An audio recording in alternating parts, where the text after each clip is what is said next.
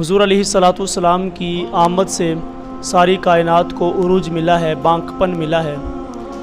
آقا کریم علیہ الصلوۃ والسلام کی آمد سے قبل جہاں بیٹیوں کو زندہ درگور کیا جا رہا تھا اور بیٹیوں کو منحوس سمجھا جاتا تھا، اسی طرح بہنوں کو بھی منحوس قرار دیا جاتا تھا، اور بہنوں کو بھائی اپنے والد کے ساتھ مل کے قتل کیا کرتے اور ان کو زندہ دفن کر دیا کرتے۔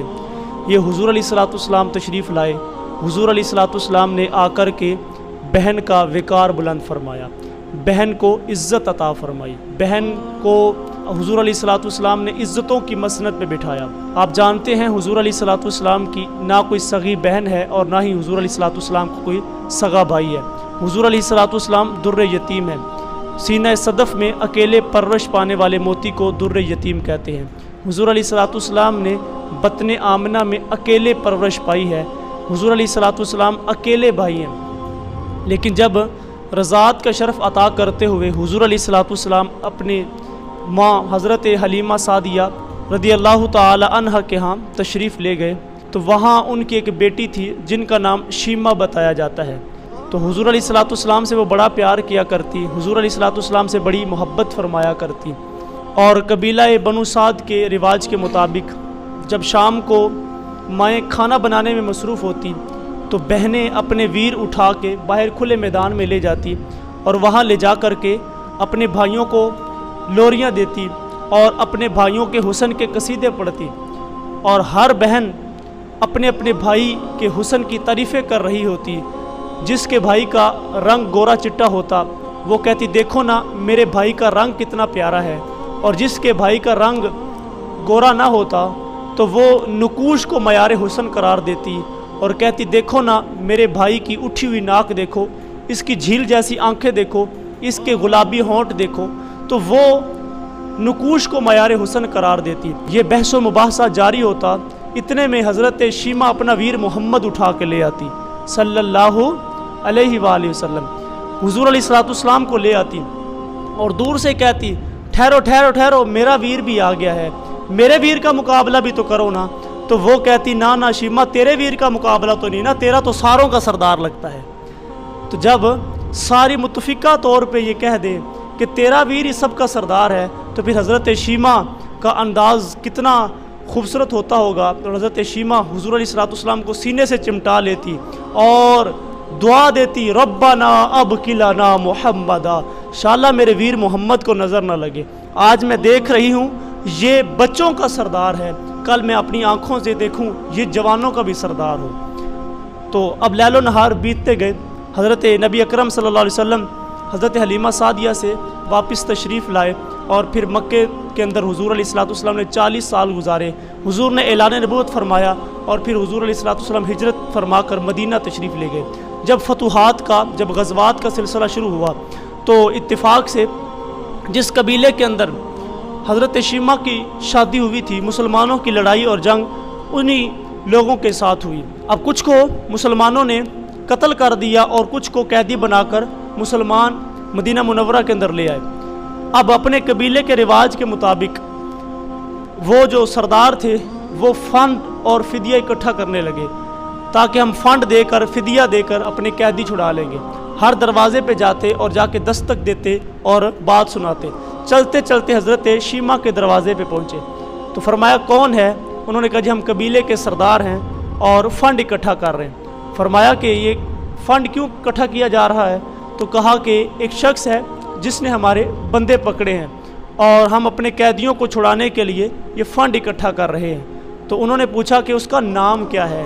تو کسی کی زبان سے بے ساختہ نکلا محمد صلی اللہ علیہ وآلہ وسلم۔ جب حضور علیہ الصلوۃ والسلام کا نام اتنے عرصے کے بعد سنا تو بدن پہ ایک کپکپی سی کیفیت پیدا ہوئی اور آنکھوں میں آنسو آ گئے۔ کہا اچھا اس نے تمہارے بندے پکڑے ہیں؟ کہا ہاں اسی نے ہمارے بندے پکڑے ہیں۔ حضرت شیمہ فرماتی ہیں کہ پھر فنڈ اکٹھا کرنا چھوڑ دو، پیسے اکٹھے کرنے چھوڑ دو، مجھے ساتھ لے چلو۔ تو انہوں نے کہا کہ تم کیا کرو گی؟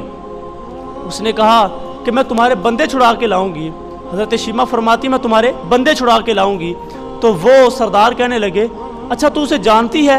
کہا ہاں، تمہیں نہیں پتا وہ میرا بچپن کا ویر محمد لگتا ہے صلی اللہ علیہ وآلہ وسلم۔ بہنوں کو بھائیوں پہ بڑے مان ہوتے ہیں، بڑے مان سے وہ فون کر کے کہتی ہیں کہ بھائی یہ معاملہ ہو گیا ہے، اور بڑے مان سے وہ گھر میں کہتی ہے کہ خبردار میرے بارے میں کوئی بات کی تو میرے بھائی پیچھے کھڑے ہوئے ہیں، وہ میرے بھائی میرے ساتھ کھڑے ہوئے ہیں۔ بہنوں کو بڑے مان ہوتے ہیں، لیکن اگر وہ بہنیں کتنے عرصے بیت جائیں اور ان کو بھائی بلائیں نہ، اور ان سے ہم کلام ہی نہ ہوں، ان سے بات ہی نہ کریں، تو پھر وہ بہنوں پہ کیا بیتتی ہے۔ تو حضرت شیمہ فرمانے لگی کہ وہ میرا بھائی لگتا ہے، بچپن کا ویر لگتا ہے۔ اب حضرت شیمہ قبیلے کے سرداروں کو ساتھ لیا اور حضور علیہ الصلوۃ والسلام کے خیمہ نوری کی طرف سفر شروع کیا۔ اب یہ وہ وقت تھا جب ادب کی آیات اتر چکی تھی کہ خبردار میرے رسول کی آواز سے اپنی آواز بھی بلند نہ کرنا، ورنہ ساری زندگی کی کمائی غارت کر کے رکھ دی جائے گی اور تمہیں پتہ بھی نہیں چلے گا۔ اب صحابہ کرام حضور علیہ الصلوۃ والسلام کے در پہ، حضور کی چوکھٹ پہ پہرا دے رہے تھے تلواروں کے ساتھ۔ اب حضرت شیمہ اس خیال سے کہ میں اپنے بھائی سے ملنے جا رہی ہوں، آگے بڑھنا چاہا تو پہرے داروں نے تلواریں سونت دی اور کہا کہ رک جا دیہاتی عورت، تمہیں پتہ نہیں آگے کوچہ رسول ہے، آگے تو بغیر اجازت کے جبریل بھی نہیں جا سکتا، تو کون ہوتی ہے؟ تو جب پہرے داروں نے راستہ بند کر دیا اور تلواریں سونت دی تو حضرت شیمہ فرمانے لگی کہ خلو سبیلی، میرا راستہ چھوڑ دو، تم جانتے نہیں میں تمہارے نبی کی باجی اور بہن لگتی ہوں۔ جب یہ کانوں میں اندر آواز پڑی تو فوراً صحابہ کرام نے نگاہیں نیچی کر لی اور تلواریں پیچھے ہٹا لی۔ حضرت شیمہ پورے پروٹوکول کے ساتھ حضور علیہ الصلوۃ والسلام کے پاس حاضر خدمت ہوئی۔ حضور نے اپنی بہن کو آتے ہوئے دیکھا، پہچان لیا، حضور اٹھ کے استقبال کرتے ہیں۔ کبھی ہم بھی یہ حضور کی سنت ادا کریں، اپنی بہن کا اٹھ کے استقبال کریں، پھولوں کے ساتھ استقبال کریں۔ کبھی وہ ملنے کے لیے آئے تو ہم ان کا استقبال کریں، کبھی ان کو فون کر کے کہیں کہ بہن جی آج کتنے دن ہو گئے تم ملنے نہیں آئی، کبھی مل جاؤ اور ان سے اداس ہوا کرو اور ان سے بات کیا کرو، یہ بہنوں کا حق ہوتا ہے۔ حضور علیہ الصلوۃ والسلام نے جب دیکھا کہ میری بہن آئی ہے، حضور نے اٹھ کے استقبال کیا، مرحبا کہا، ان کو بٹھایا اور فرمایا کہ اے میری بہن آج خیریت سے آنا ہوا؟ تو حضرت شیمہ عرض کرتی ہیں حضور جی آپ کے بندوں نے ہمارے کچھ لوگ پکڑ لیے ہیں، میں اپنے قبیلے کے ان قیدیوں کو چھڑانے آئی ہوں، سنو میرے رسول علیہ الصلوۃ والسلام نے کیا ارشاد فرمایا۔ حضور نے فرمایا اے میری بہن تم نے اس کام کے لیے آنے کی زحمت کیوں کی؟ اگر تو گھر بیٹھے پیغام بھیج دیتی میں تمہارے کہنے پہ سب کو چھوڑ دیتا۔ یہ ہے حضور علیہ الصلوۃ والسلام کی سیرت کا انداز، یہ ہے میرے پیغمبر علیہ الصلوۃ والسلام کا انداز محبت۔ حضور علیہ الصلوۃ والسلام نے پھر سارے قیدیوں کو بھی چھوڑ دیا، اور حضور علیہ الصلوۃ والسلام جب اپنی بہن کو رخصت کرنے کے لیے باہر نکلے تو حضور نے بہت سارے جوڑے اور گھوڑے اور بہت سارا ساز و سامان لیا، اور جب واپس تشریف لائے تو صحابہ کرام ادب کے ساتھ نگاہیں نیچی کر کے کھڑے تھے۔ حضور علیہ الصلوۃ والسلام نے فرمایا اے میرے صحابہ جب بھی میں قیدیوں کو چھوڑا کرتا ہوں تم سے مشاورت کیا کرتا ہوں، آج پہلا موقع ہے میں نے قیدیوں کو بھی چھوڑ دیا ہے اور تم سے مشورہ بھی نہیں کیا۔ عرض کی حضور جی آپ مالک کل کائنات ہیں، جو چاہیں کریں، ہم کون ہوتے ہیں بھلا مشورہ دینے والے، لیکن اتنی بات تو بتائیں کہ آپ نے آج مشورہ کرنا کیوں نہیں ضروری سمجھا؟ تو سنو حضور علیہ الصلوۃ والسلام نے کیا فرمایا۔ حضور نے فرمایا آج میرے دروازے پہ میری بہن آ گئی تھی، اور جب بہنیں دروازے پہ آ جائے تو محمد عربی ان کو خالی نہیں موڑا کرتا۔ یہ ہے حضور علیہ الصلوۃ والسلام کی سیرت کا انداز کہ حضور علیہ الصلوۃ والسلام نے اپنی رضائی بہن کے ساتھ اتنی محبت کے ساتھ سلوک کیا، اتنا اچھا سلوک کیا کہ زمانے کے سامنے مثال رکھی ہے۔ ہم بھی اپنی بہنوں کے ساتھ محبت کا انداز رکھیں اور اپنی بہنوں کے ساتھ شفقت کا اور الفتوں کا رشتہ ضرور رکھیں۔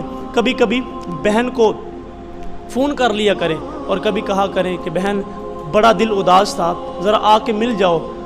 جب تک والدین زندہ ہوتے ہیں تو وہ داماد کو فون کر کے کہہ دیتے ہیں کہ تم چھوڑ جاؤ اور پھر ہم واپس چھوڑ جائیں گے، تو وہ اس انداز کے ساتھ محبت کا رشتہ رکھتے ہیں۔ لیکن جب ماں باپ رخصت ہوتے ہیں تو 6 ماہ گزر جائیں، سال گزر جائے، ہمیں بہنوں کی یاد بھی نہیں آتی، بہنوں سے ہم اداس بھی نہیں ہوتے۔ بہنوں سے اداس ہوا کرو، بہنوں کا جو ہے نا خیال رکھا کرو، کبھی ان سے ملنے جایا کرو اور کبھی ان کو گھر پہ بلا لیا کرو۔ جب ملنے جاؤ تو 500 1000 جتنا بھی آپ ممکن ہو سکے تو ان کو تحفہ دے کے آیا کرو۔